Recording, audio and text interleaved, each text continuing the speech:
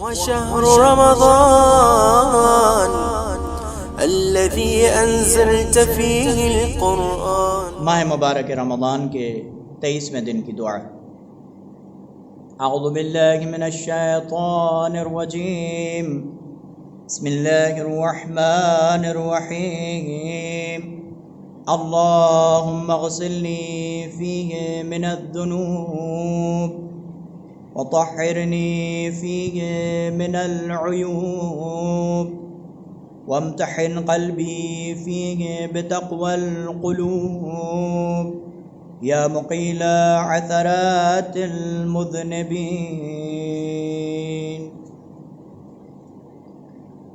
پروردگارا، اس مہینے میں میرے گناہوں کو دھو دے اور مجھ کو عیوب و نقائص سے پاک کر دے، اور میرے دل کو تقوی کے ذریعے آزما کر اہل تقوی کا درجہ عطا فرما.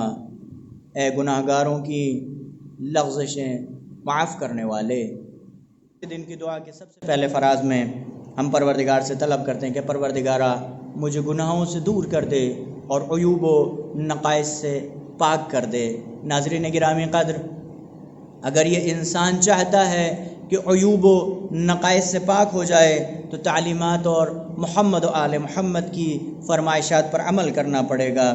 قرآن کی تعلیمات اور محمد و آل محمد کی فرمائشات کے مطابق انسان کے گناہوں سے پاک ہونے اور عیوب سے دور ہونے کے مختلف راستے بیان کیے گئے ہیں، جس میں سب سے پہلا یہ ہے کہ انسان اپنے گزشتہ گناہوں کا اقرار کرے اور اس پر اظہار ندامت کرے. اگر انسان اپنے گزشتہ گناہوں کا اقرار کرے گا اور اس پر اظہار ندامت کرے گا تو پروردگار عالم اسے پاک کر دے گا اور عیوب سے دور کر دے گا. روایت میں ملتا ہے ما خرج عبد من ذنب باصرار. اگر ایک انسان اپنے گناہوں پر اصرار کر رہا ہے تو وہ کبھی بھی پاک نہیں ہو سکتا. وما خرج عبد من ذنب الا باقرار.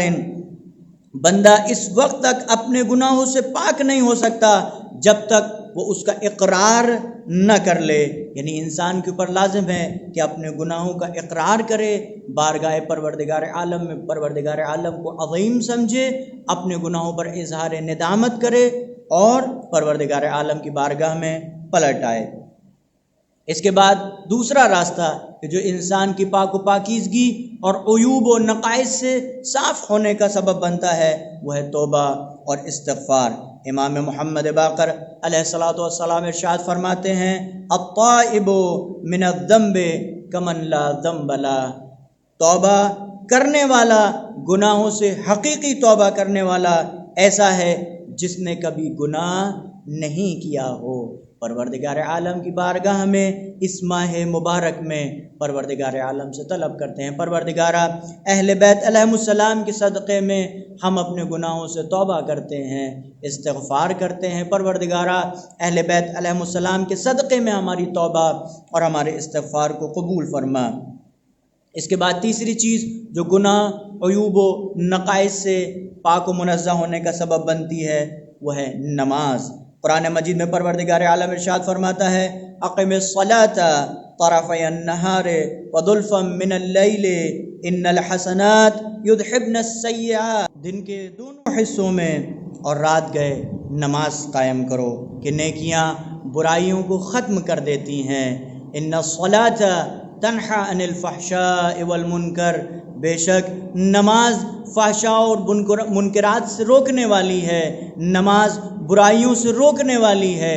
اگر یہ انسان یہ چاہتا ہے کہ یہ دیکھے کہ اس کی نمازیں بارگاہ پروردگار عالم میں قبول ہو رہی ہے نہیں ہو رہی ہے تو وہ یہ دیکھے کہ گناہوں سے کتنا رک رہا ہے، گناہوں سے کتنا پرہیز کر رہا ہے، پروردگار عالم کی نافرمانی سے کتنا رک رہا ہے. اگر یہ انسان پروردگار عالم کی نافرمانی نہ کرے تو اس کو سمجھ لینا چاہیے کہ اس کی نمازیں قبول ہو رہی ہیں. اور اگر یہ انسان نماز بھی پڑھتا رہے اور پروردگار عالم کی نافرمانی بھی کرتا رہے اس کا مطلب یہ ہے کہ اس کی نماز بارگاہ پروردگار عالم میں قبول نہیں ہے۔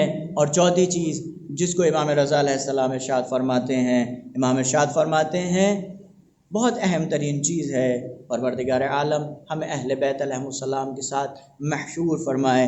امام فرماتے ہیں یبن الشبیب ان سرک ان تلقى اللہ عز وجل لا ذنب علیک فزر الحسین علیہ السلام۔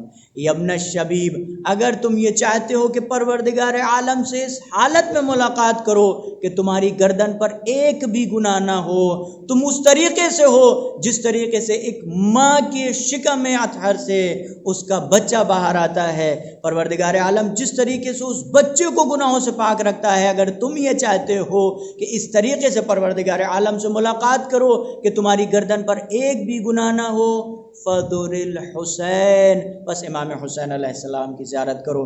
زیارت امام حسین علیہ السلام کے مختلف ثوابوں میں سے ایک ثواب یہ ہے کہ انسان کے گناہ تمام ہو جاتے ہیں، انسان کے گناہ ختم ہو جاتے ہیں، انسان کے گناہ محو ہو جاتے ہیں۔ بس اگر ہم پروردگار عالم سے چاہتے ہیں کہ پروردگار عالم ہمیں گناہوں سے دور کر دے اور عیوب سے پاک کر دے، تو ہمیں اپنے گناہوں کا اقرار کرنا پڑے گا، بارگاہ پروردگار عالم میں استغفار اور توبہ کرنا پڑے گا، نماز کو قائم کرنا پڑے گا، زیارت امام حسین علیہ السلام کو انجام دینا پڑے گا، کلی طور پر پروردگار عالم کی اطاعت کرتے جاؤ، پروردگار عالم کی رحمت میں مشمول ہوتے چلے جاؤ کہ پروردگار عالم بہت زیادہ رحم کرنے والا ہے۔ اور اس کے بعد ہم اپنی آزمائش اور اہل تقوی کے ساتھ شامل ہونے کی دعا کرتے ہیں۔ ناظرین گرامی قدر، گناہ دو چیزوں میں مضمر ہیں، گناہ دو چیزوں میں پوشیدہ ہیں، ایک ترک واجبات، دو انجام محرمات۔ اہل تقوی کا کم ترین مرحلہ یہ ہے، یعنی اہل تقوی کا درجہ اول یہ ہے، کم ترین درجہ یہ ہے کہ یہ انسان واجبات کو انجام دے اور محرمات سے پرہیز کرے۔ انسان واجبات کو انجام دیتا رہے گا، محرمات کو ترک کرتا رہے گا، اہل تقوی میں پروردگار عالم اسے شمار فرماتا ہے۔ اس کے بعد ہم کہتے ہیں پروردگار میرے قلوب کی آزمائش فرما، میرا امتحان فرما، اور میرا امتحان فرما کر مجھے اہل تقوی کے ساتھ شمار فرما۔ پروردگار عالم قرآن مجید میں ارشاد فرماتا ہے الذی خلق الموت والحیات لیبلوکم ایکم احسن عملا۔ پروردگار عالم وہ ہے کہ جس نے موت و حیات کو خلق کیا، کیوں؟ لیبلوکم، تاکہ ہم تمہیں آزمائیں، ہم تمہارا امتحان کریں، ہم تمہاری آزمائش کریں۔ اور آزمائش کیوں کریں؟ ایکم احسن عملا، تاکہ ہم یہ دیکھیں کہ حسن عمل کے اعتبار سے تم میں بہتر کون ہے، حسن عمل کے اعتبار سے تم میں اچھا کون ہے۔ وَهُوَ الْعَزِيزُ الْغَفُورُ، اور پروردگار عالم عزیز بھی ہے اور بہت زیادہ بخشنے والا ہے۔ ناظرین گرامی قدر، یہ امتحانات ہماری زندگی میں کبھی کبھی مال دے کر ہمارا امتحان لیا جاتا ہے، کبھی کبھی مال کو چھین کر ہمارا امتحان لیا جاتا ہے، کبھی کبھی اولاد دے کر ہمارا امتحان لیا جاتا ہے، کبھی کبھی اولاد چھین کر ہمارا امتحان لیا جاتا ہے، کبھی کبھی صحت و سلامتی دے کر ہمارا امتحان لیا جاتا ہے، کبھی کبھی صحت و سلامتی کو سلب کر کے اور مریض کر کے ہمارا امتحان لیا جاتا ہے۔ اگر ہم پروردگار عالم کی قضاء و قدر و اپنی قسمت پر راضی ہیں، پروردگار عالم نے امتحان میں ہمیں قبول کر دیا، اور اگر ہم پروردگار عالم کی قضاء و قدر اور اپنی قسمت پر راضی نہیں ہیں، پروردگار عالم نے ہمیں رد کر دیا، پروردگار عالم ہم سے راضی نہیں ہے۔ اگر ہم یہ چاہتے ہیں کہ یہ دیکھیں کہ پروردگار عالم ہم سے راضی ہے یا نہیں ہے، تو ہمیں یہ دیکھنا چاہیے کہ ہم اپنی قضاء و قدر پر کتنا راضی ہیں۔ اور اگر ہم اپنی قضاء و قدر پر راضی ہیں، اپنی قسمت پر راضی ہیں، پروردگار عالم نے ہمیں جو دے دیا اس پر راضی ہیں، تو پروردگار عالم نے ہمیں ہمارے امتحان میں قبول فرمایا اور ہمیں اہل تقوی کے ساتھ شامل کر دیا۔ اے گناہ گاروں کی لغزشوں کو معاف کرنے والے پروردگارہ، ماہ مبارک رمضان میں ہماری لغزشوں، ہماری خطاؤں کو اہل بیت علیہ السلام کے صدقے میں معاف فرما، ہمارے درجات کو بلند فرما، ہمیں اہل بیت علیہ السلام کے ساتھ محشور فرما۔ وآخر دعوانا ان الحمد للہ رب العالمین۔